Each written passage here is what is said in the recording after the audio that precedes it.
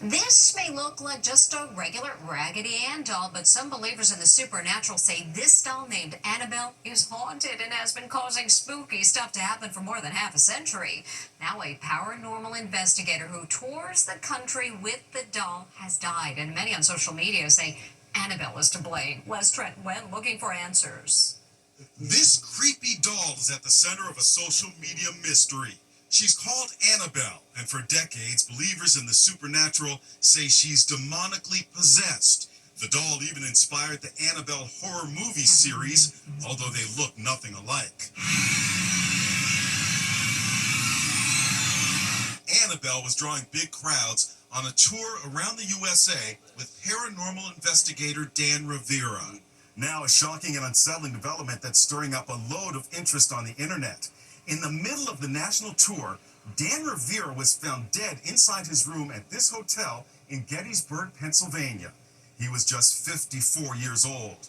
For those inclined to believe such things, his death is ominous. Room 420, cardiac arrest.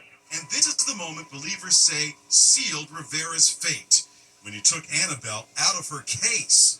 Legend has it that you should never touch the doll. The Annabelle doll has killed its handler. Are we going to talk about how Annabelle, the paranormal investigator in charge of leading her around the country? Others point out that there's nothing supernatural about a man dying of natural causes. Annabelle was right in this room. I spoke to Christina Rowan, who arranged to bring Annabelle on tour to Gettysburg at this museum. Do you think there's any relationship between this doll and Dan's death? I do not, and there is a logical reason for this. Dan has handled this doll for decades. Why now? Could it not just be natural causes? Has happened again. Another sports star burglarized while he was away playing. This time it's the second baseman for the Arizona Diamondbacks who was across the country in Atlanta playing in the All-Star game when he was targeted. Another big-name athlete, another big-time break-in. From the Arizona Diamondbacks, Ketel Marte. As Arizona Diamondbacks slugger Ketel Marte was crushing baseballs at Tuesday night's All-Star game, his home in Scottsdale, Arizona, got broken into. The star second baseman is now part of a growing list of high-profile athletes whose homes were burglarized while away at games. It's been a big week for primetime sports, starting with the All-Star game, then last night at the ESPY Awards in Los Angeles. The biggest names in sports took to the red carpet for the annual award show, where skier Lindsey Vonn struggled to keep her high-cut dress in place. We caught up with boxing great Sugar Ray Leonard, who showed me firsthand why he's one of the greatest. When I do, oh, gee whiz! Holy Toledo! Whoa! During the ceremony, gymnast Simone Biles took her time smooching husband Jonathan Owens before accepting the first of 2 awards last night. I encourage you to follow your heart, pursue your dreams, and believe in yourself every step of the way. Thank you, guys.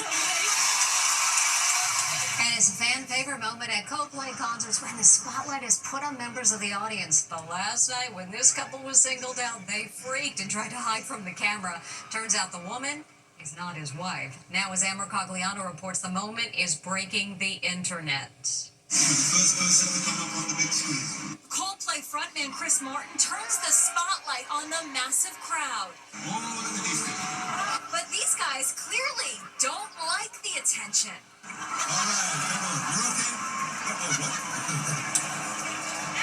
Either they're having an affair or they're just very shy. Chris Martin may have been onto something because the good-looking gent trying to avoid the camera has now been identified. Andy, welcome. Thank you. It's a pleasure being here. He's 50-year-old Andy Byron, the CEO of a billion-dollar tech startup. And the woman covering her face and her hands, well, she's not his wife. She's been identified as 52-year-old Kristen Cabot, and she's the head of HR at the company. The HR team has to sort of lead by example. They sure look cozy with Byron embracing his HR director from behind, but as soon as they realize they're on Kiss Cam, panic. The video was posted last night at 1:30 a.m. by a Coldplay fan who was at the concert at Gillette Stadium outside Boston. In just hours, the video has more than 23 million views. And counting. Today, Byron's wife, Meg, removed her husband's last name from her Facebook account and then deactivated it. She's being inundated with supportive comments. Girl, we are with you. No woman deserves to wake up to that news. Either they're having an affair or they're just very shy. We reached out to both parties but did not hear back. Next, shocking new revelations about the college roommate's killer. He was a cat burglar. Bryan Kohberger did have somewhat of a criminal past. And the death of legendary singer Connie Francis, just 5 weeks after her big comeback. Inside Edition will be right back. We're learning Bryan Kohberger was committing crimes long before he murdered 4 University of Idaho students. Bryan Kohberger, a cat burglar? New information about the killer says he would creep into the homes of friends in Albrightsville, Pennsylvania to steal money to feed his heroin addiction when he was in his teens. Kohberger was never caught and apparently drew on those skills he learned breaking and entering when he slaughtered the 4 University of Idaho students. He's got all the knowledge and experience to know how to commit the perfect crime, and it almost was. Vicky Ward is the co-author of the Idaho 4, An American Tragedy, written with the legendary James Patterson. She says Kohberger's life was in a downward spiral. He had ironically overcome a lot of obstacles: heroin addiction, poverty, being an outsider, being very overweight.